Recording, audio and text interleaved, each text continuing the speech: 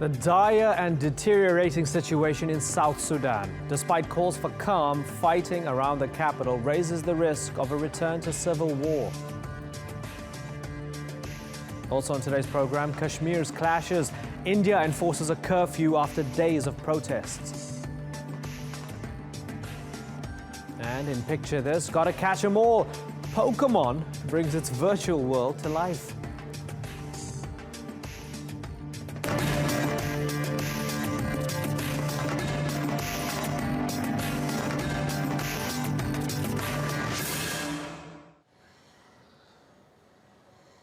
Hello and welcome to the Newsmakers with me, Imran Garda.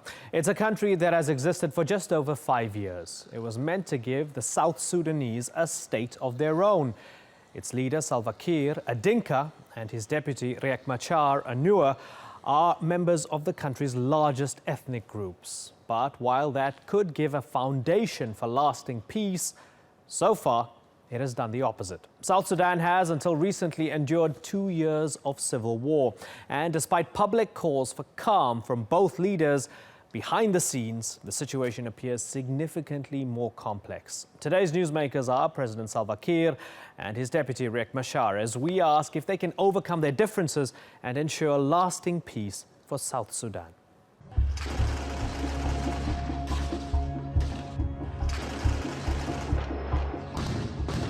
Renewed fighting between rival troops in South Sudan's capital. Thousands once again fleeing for safety. This is not the liberated country people had hoped for. Fighting broke out in Juba on Friday between government forces and those loyal to the newly returned Vice President Riek Machar. The violence spread across the city, with hundreds of people reportedly killed. All this beginning one day before the world's newest country marked its 5-year anniversary. But with a fragile peace deal, widespread poverty, a deepening hunger crisis, and a failing economy, 5 years on from independence, there is little to celebrate. So how did South Sudan, a state so full of promise, go so wrong?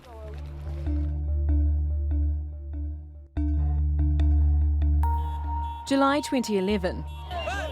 After more than 20 years of guerrilla warfare, South Sudan finally gained independence. We dream of South Sudan where children go to school without fear of air bombardments. But just 2 years later, the country descended into civil war after President Salva Kiir sacked his cabinet and accused Riek Machar of planning a coup.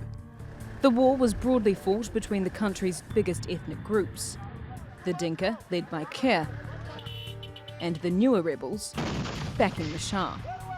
Juba also accused Sudan of backing rebels to destabilise its new southern neighbour. Tens of thousands were reportedly killed and more than 2.2 million displaced. Several peace deals were signed and breached. Then in August last year, with the threat of UN sanctions, a ceasefire was agreed. And in April, Machar returned to South Sudan as first vice president in a new unity government led by Kiir. But it has been a fragile peace, with the tension and distrust among once warring troops still dangerously high. Yet again, the leaders of South Sudan have failed their people. Rarely has a country squandered so much promise so quickly. The United Nations has condemned the violence and called for an immediate arms embargo, as it fears the country could return to civil war. South Sudan is on the brink. As well as political instability, its economic outlook is dire. Soaring inflation and plunging oil prices have increased poverty and vulnerability. It's estimated 2.8 million people, nearly a quarter of the population, are in need of urgent food aid. Will South Sudan be able to return to its delicate path to peace? Or will we see it slip back into civil war? Yvette McCullough, The Newsmakers. Well, joining me now to discuss the crisis unfolding in the world's youngest nation is human rights lawyer, remember, Miamingi. He's in Pretoria, and in Washington, D.C. is South Sudan's former Deputy Defense Minister, Majak. Gentlemen, thank you very much for joining us. Mr. Majak, if I could start with you, sir. Is there a good guy in this fight? No, unfortunately not.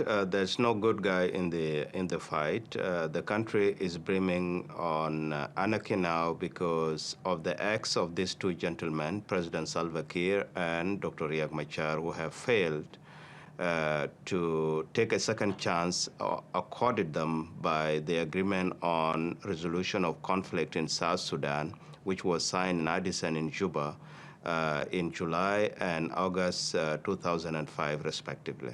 Sir, you know both men.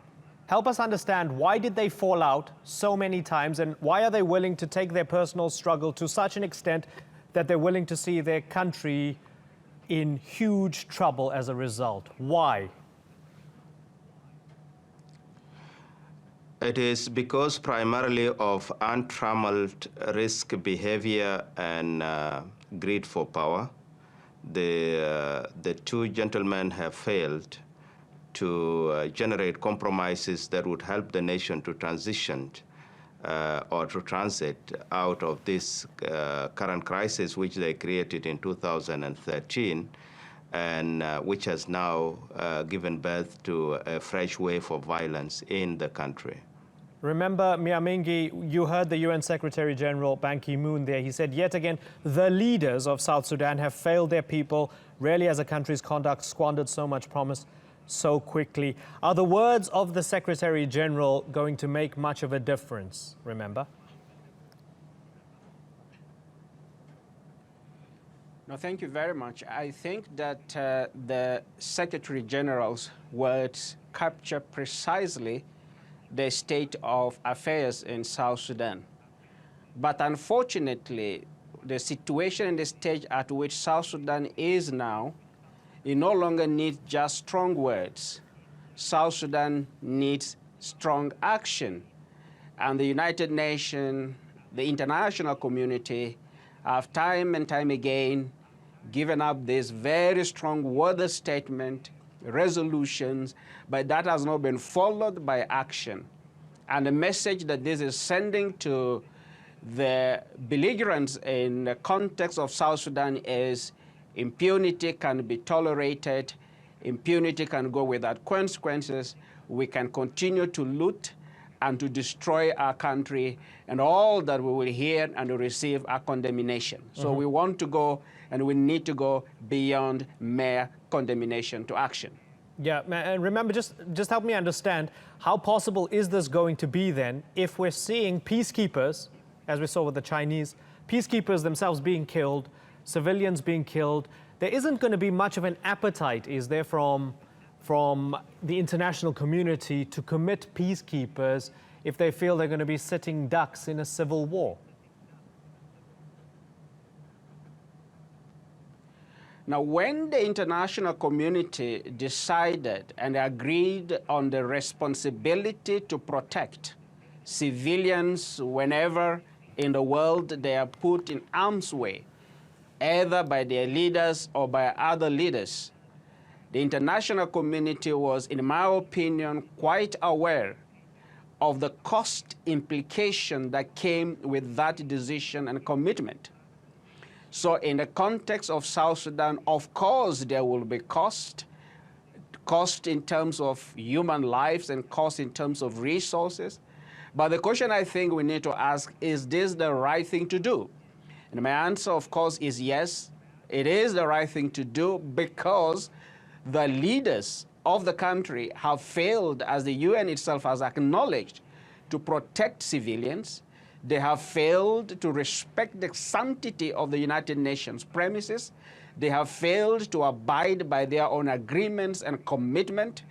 And so far, the only language they seem to understand and respect is that of force. So I think that the only possibility that is left for the ordinary citizen in South Sudan now is the international community translating its words into action. Okay, Majak Dagut, an international force enforcing the peace, is that really the way we want to go? I think it's the way to go, given the state of affairs in the country. The government has failed completely, and the warring parties have failed completely to provide public safety and human security to South Sudanese citizens. There is looting all over the place. The markets are being plundered. Residences are being pillaged. And as a result, there is literally no authority in place providing public security for the people. At the moment, what is required is anything that would restore trust and a certain measure of safety to the people of South Sudan, and wherever it comes from, that is welcome. Mr. Dagood, help me understand the tribal and ethnic element here. So you have President Salva Kiir, who's a Dinka, Riek Machar, who's a Nuer. Help us understand how important the ethnic tribal identity is and the willingness, the unshakable loyalty of many of these men to kill and die for their leaders based along tribal and ethnic lines, and how this has been exploited. Help us understand that. Well, this could be true with a small, close-knit network of clienteles, but basically it's not the network that spreads across the country.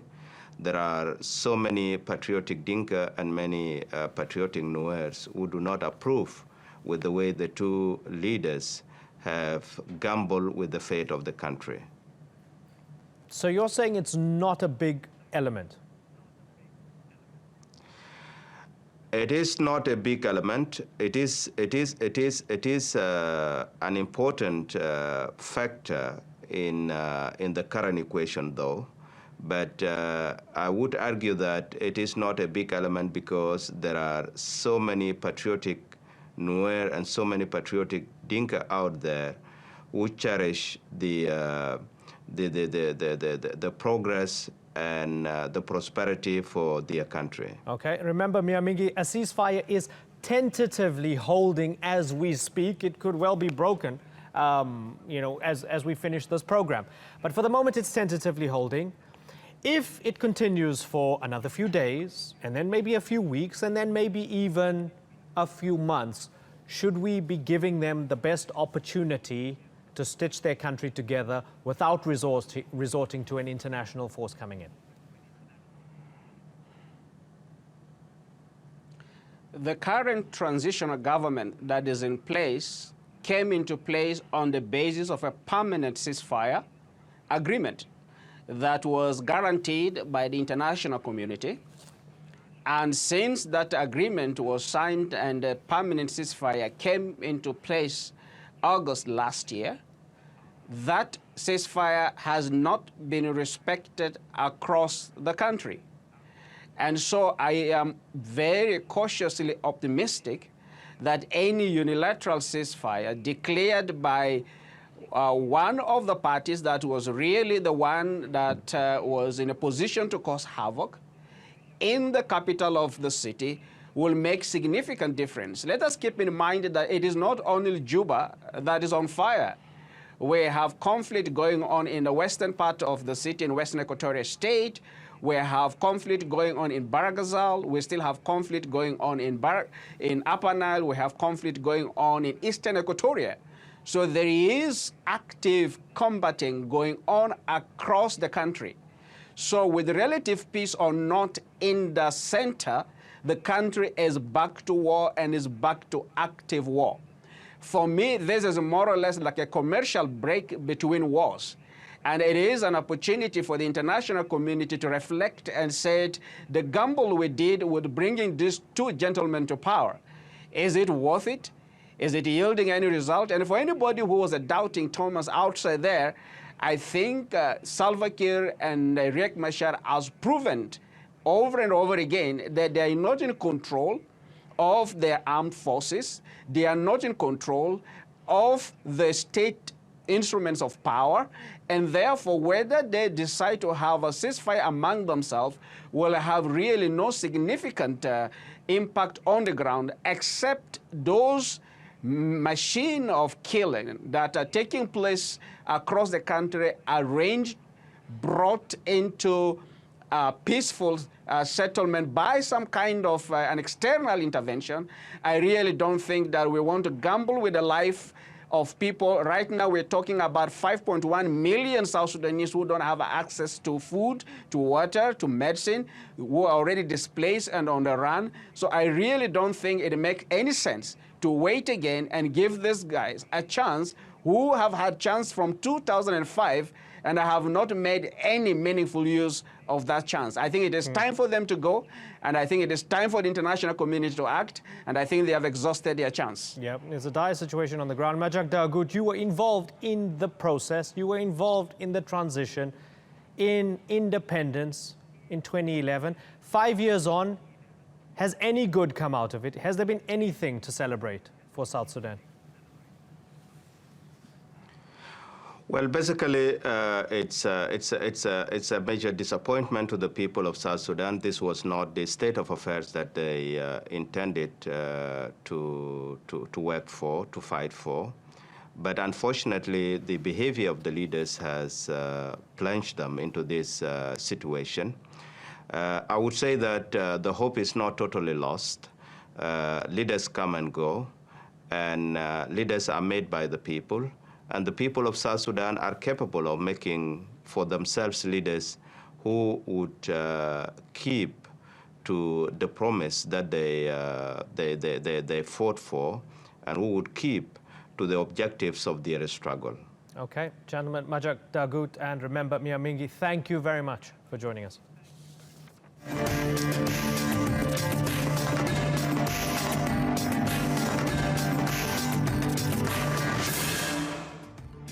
Still to come on the Newsmakers, Kashmir under curfew after the death of a militant leader. And in picture this, all you need to know about Pokemon Go.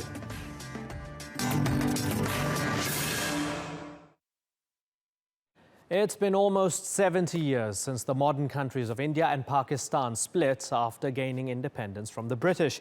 But one region, Kashmir, has remained a flashpoint. Both India and Pakistan claim Kashmir and both administer parts of it.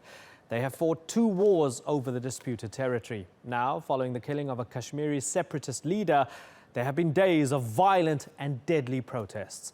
The Newsmakers' Randolph Nogel has more. Violence is rising between police and protesters in Indian-controlled Kashmir. Rights groups describe the situation as a state of emergency. India's Prime Minister Narendra Modi has called an emergency meeting. Violence broke out after Indian security forces killed a rebel leader. At 22 years old, Burhan Wani was at the helm of Kashmir's largest rebel group. India's government has sent an additional 2,000 security forces to the Muslim-majority region to keep the peace. Many of Indian-controlled Kashmir's 12 million people resent India's formidable troop presence. Since the 1990s, more than 68,000 people have been killed in uprisings against Indian rule and in subsequent military crackdowns. This latest bout of violence serves as a reminder of the wounds born out of the 1947 partition of the British Indian Empire. And that ever since, Kashmir, divided between India and Pakistan, remains a perennial fault line, one that has led to 2 wars. Randolph Nogel, The Newsmakers. Well, joining me now from Srinagar is Tanveer Sadiq, the advisor to Jammu and Kashmir's former Chief Minister Omar Abdullah. Thanks a lot for joining us, Tanveer. So we've seen these protests after Burhan Wani was killed, the Hizbul Mujahideen leader, and the heavy-handed crackdown. Help us understand how representative was he, Wani, of the general sentiment among Muslims in the valley? See, Imran, he was a young, popular 22-year-old Kashmiri militant leader. He was killed last Friday by the security forces, and thousands gathered for his memorial prayers across Kashmir. And then, protesters clashed with security forces, which killed close to around 33 civilians. And while I was speaking with you, I received a call that a 34th has been killed right now. The national media's coverage is frenzied and often lacks balance. As tension escalates, there's a real fear that the situation is fast spinning out of control. You need to see the scenes on the road. This guy, honestly speaking, if he was alive, he was much better. his grave, being in his grave would be much more, it would create a huge problem in Kashmir than him being alive. I believe he should have been kept alive, put in the jail. I don't know what the procedure was. Was he taken, was there an encounter or whatever happened? But if he was alive, he would have been much, much better. Because now you have 34 people so strongly believing in him that they are ready to get killed. So this shows you the whole situation. I mean, it's not about one Burhan Wani, the guy who was killed, but it's about the background of the whole issue. The issue is that New Delhi is still in denial that there is an issue here in Jammu and Kashmir, and that needs to be resolved. You know, one cannot treat Kashmir as any normal state. I mean, protests happens all over the world, but sadly, here the reactions are very violent. You don't have a riot control force here, and the riot control is done by the paramilitary forces who don't have rubber bullets, but real bullets, and they shoot above the waistline. I mean, this is where the mistrust begins. This is where the Kashmiri people are saying that, look here, we are here, there is a problem, you need to resolve it. Are we seeing this low-intensity conflict that we've seen over the years just repeating itself as a cycle, or is this a new stage in the conflict that's far more dangerous? Which one is it? I think this is far more dangerous because now, right from 2009 to now, things have become really out of hand. I mean, people now, there was a relative peace, but now if you see the funerals of all these militants, the number of people attending the funerals have grown much, much more than it used to be before. Now, there is a huge, huge, huge mistrust. And, you know, honestly speaking, there is three important things that's a really worrying factor. Number one is that the local support to the militancy has started growing. People have started again going into armed struggle, and the number of people going in the funerals have grown.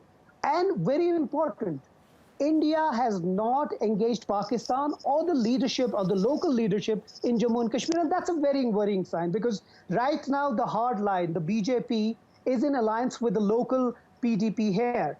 They came out with a promise that they will start a dialogue with Pakistan, which from the last 2 years hasn't started.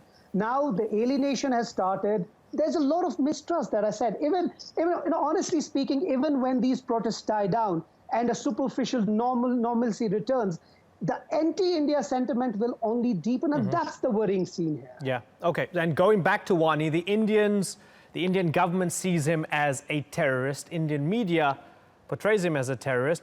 Is it helpful or harmful across the border that the Pakistanis and many Pakistani media outlets consider him a martyr? Is it helpful or harmful? See, before going into whether it's helpful or harmful, he was a person who was only on the social networking sites, just using the social networking sites to carry on his message. But according to the security forces, there is no direct involvement of him, particularly attacking the security or the paramilitary forces. So, like I said earlier, he was much, much better when he was alive, because then you didn't have the chaos. The situation which is right now on the ground is really grim. If you wouldn't have the same thing with him being alive, then now that he's dead, the situation has totally gone out of control. Again, and that's a very grim situation. And again, I sort of go back to the geopolitical question. Does it help the Kashmiri people that it becomes an India-Pakistan story as opposed to a Kashmiri people living in the valley and their relationship to their government? Does it help that the Pakistanis want to own this story as well and call the man a martyr? I would not go into that, but I would still say that while he's killing, added another 35 young boys in it. That's creating a huge problem than solving it. So right now, when India and Pakistan should be speaking to each other, things like these will only make things worse. Tanveer Sadiq, it's good to talk to you. Thank you very much for joining us. Now, from the real-life front lines with Daesh in Iraq to graveyards and mausoleums in Middle America, Pokemon Go players around the world are trying to catch them all. In today's Picture This, we take a look at the new mobile app opening up a world of possibilities.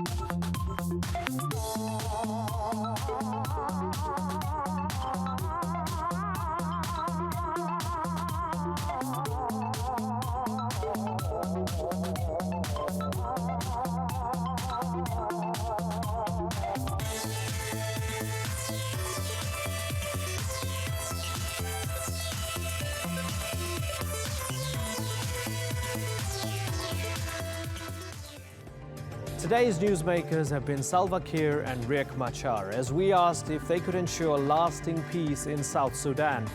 Since independence 5 years ago, the country has been riven by ethnic division and civil war. 50,000 people are thought to have died in that 2-year civil war, while 2 million people were forced to flee their homes. These problems did not all start with independence. There were decades of conflict while it was a part of Sudan. But there must now be a genuine commitment from both Kiir and Machar for a lasting peace. Otherwise, the world's newest nation may become its newest failed state. You've been watching this edition of the Newsmakers with me, Imran Garda. As always, thanks for watching. Bye-bye.